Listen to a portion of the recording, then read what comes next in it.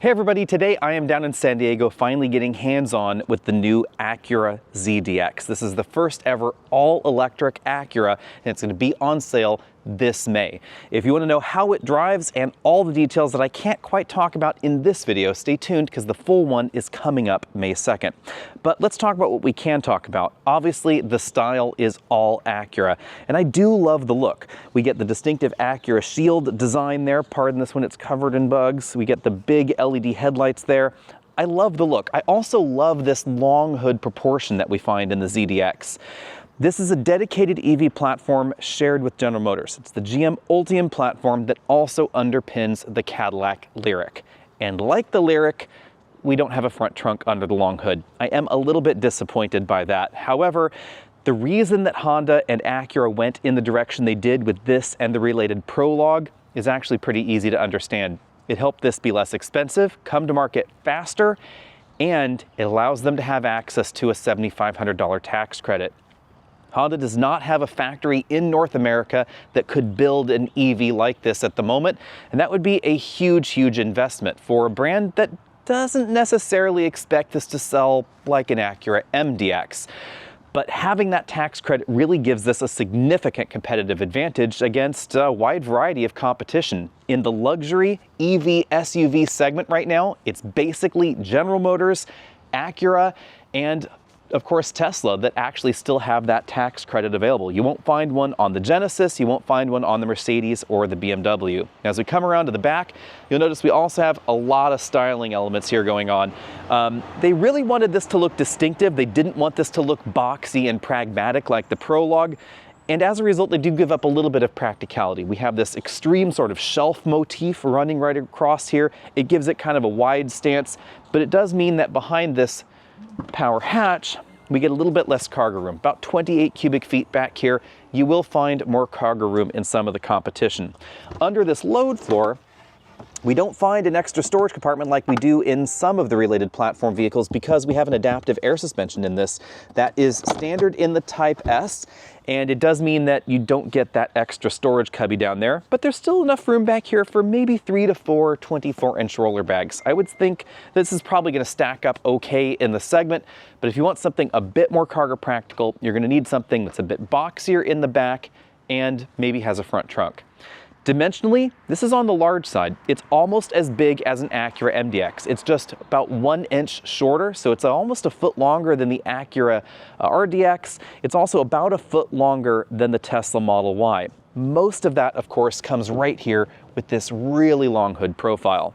So what is under the hood? Well, I'm glad you asked. Let's take a peek, and I will pull out this little plastic stopper so we can take this cover off. Big cover, big huge Acura logo, and then under there, this is where we find the front motor, the inverter unit, the charger, etc. Even in the rear-wheel drive model, there's still going to be some stuff under here, but not as much as we find in the all-wheel drive model. 12-volt battery right over there. I have to admit, I really wish this had been packaged a bit differently because I think they could have moved some of those systems off to the sides, maybe put the battery back there in the back with that air compressor tank, and maybe given us a little bit of extra storage under the front. I don't mind the lack of a front trunk in vehicles with a really short front profile. So think like Volkswagen ID4, the Genesis GV60, etc. But for a vehicle with a relatively tall roofline and a really long hood, it does seem just a little bit silly that we don't have that.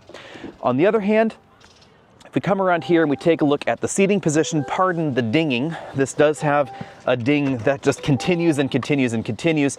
You'll notice that the seating position is quite relaxed. So my feet actually extend out beyond the door. So that's part of what's going on with that long hood. It definitely has more of a classic kind of car feel, more of a sedan kind of feel. And you'll really notice that if I jump into the back seat here, where with this front seat adjusted for me at 6 feet tall, plenty of legroom thanks to the length of the vehicle, but I'm certainly sitting, if I come in all the way here, I'm certainly sitting in a more relaxed position. Sorry, there's a lot of stuff back here in the rear. This front seat's all the way back in its tracks. I have plenty of legroom left. Now, when we're talking about legroom, remember that legroom is basically from your hip point to your knee down there to your feet.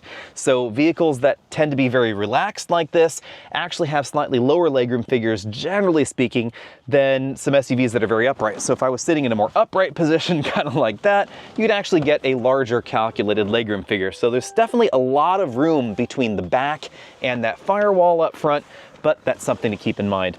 This Type S model has cool integrated window shades, and then if I close that, we get unique 22-inch wheels on this model. Summer tires are available. This model does have the summer tires, and it has the enormous 6-piston Brembo brakes up front. 275 width tires.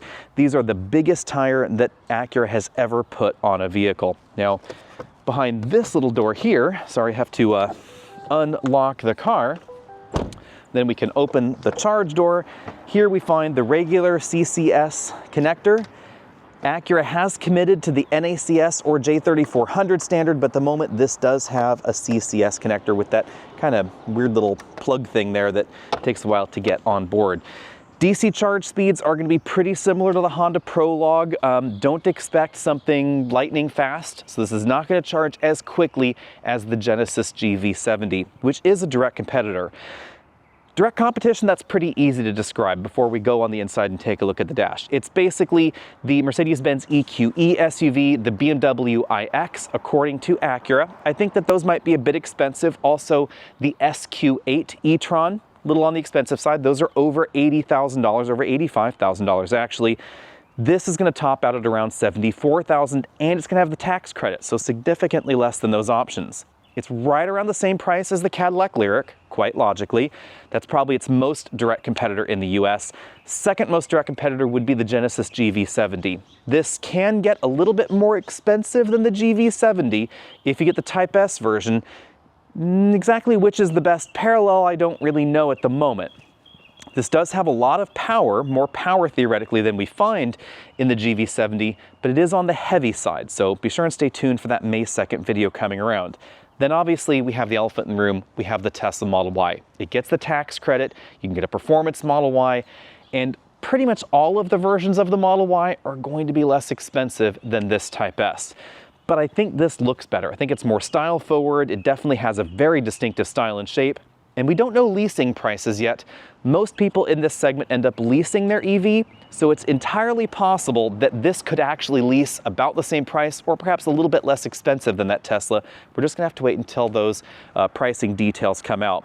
So let's just take a look at the inside, because that's another big reason that you might want to get this over especially the closely related Cadillac. So I'll just go ahead and hop in here, turn the vehicle on, and snag the camera from our intrepid camera guy, Travis. So wave there to everybody, Travis. There we go. On the inside, a few things here. So we have an opening glass moonroof. If you like that sort of feature, you're not going to find that in the Tesla, but you will find it in here. And of course, a powered shade. So two things there to keep in mind. We have height adjustable shoulder belts, height adjustable headrests, a few different interior color options, including a red interior, something you don't find in the Tesla either, but they do have a white interior kind of like this. Then over here on the dashboard, we have Bang & Olufsen speakers, because we no longer have an ELS studio system in apparently any Acura, it seems like, going forward. Sounds like they're really going headfirst into the Bang & Olufsen. Now here, we have Apple CarPlay and Android Auto. One huge reason to get this over the General Motors EV, because in GM's EV lineup, they've decided no CarPlay, no Android Auto. They're keeping that only for the gasoline models. Of course, we have the native Google-driven interface here with online-driven mapping. Sorry, my fingers are dry, so that's the system not recognizing my dry fingers there. You just have to press a little bit harder. The system is nice and responsive, and it has a lot of physical controls below there as well. Wireless smartphone integration is supported. Right now I have my smartphone plugged in, but we also have a really deep wireless charging bay there that had no problem charging through the larger phone cases. Lots of storage under there because of course we have that flat floor, and we have a pretty big center console storage area. Have lots of stuff in there because, again, native EV platform. Back up on the dashboard, center channel speaker up there. The dashboard style is, I think, actually less controversial than we find in, say, something like the Acura RDX or perhaps even the MDX. But Definitely there is a little bit of GM meets Acura going on in this interior. One big difference is that they give us a binnacle over the instrument cluster rather than just having that tacked on the dashboard like we find the big LCD infotainment system here. And we don't find a big curved display or anything like that like we find in some of the competitive EVs in this segment. We do, however, have a big color heads-up display there, and this does a really good job of shielding that LCD from the sun. You can see it's actually really quite deep there. Now, we don't just have Apple CarPlay, we have two-screen Apple CarPlay. So this mapping interface right here is actually being driven by my Apple smartphone. And that's a really big deal for people that love smartphone integration. It's a really, really well done system. Now, the eagle-eyed among you may notice the other big deal here, and that is that we have the hands-free driving assistant system here. This is Super Cruise, naturally, although of course Acura is calling it something different. I think this is a huge advantage for this vehicle because we don't find a hands-off-the-wheel steering system in the BMW, in the Mercedes, or in the Genesis in this segment at the moment. Clearly, it'd be in the Lyriq, of course.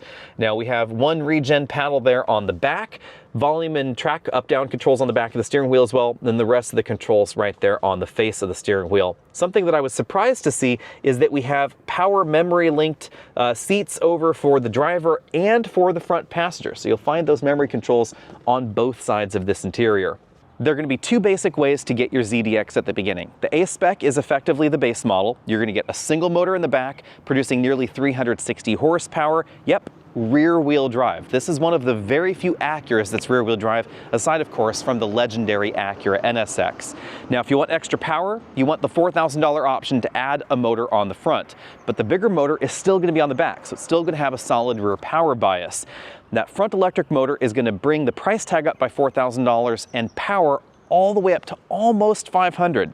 Now, if you want closer to 500, you want the Type S. That's going to bump torque even further up and make this the fastest way to get your ZDX. It's also, of course, going to be the most expensive at just under $74,000, although keep in mind it does have a lot of standard equipment on it, like the heads-up display, the Super Cruise system, hands-free cruise is what Acura is calling it, and the wide 275 with tires, Brembo brakes, all that kind of stuff. Summer tires are optional. That's really one of the only things you can add, and there's a different wheel available if you want a slightly different look.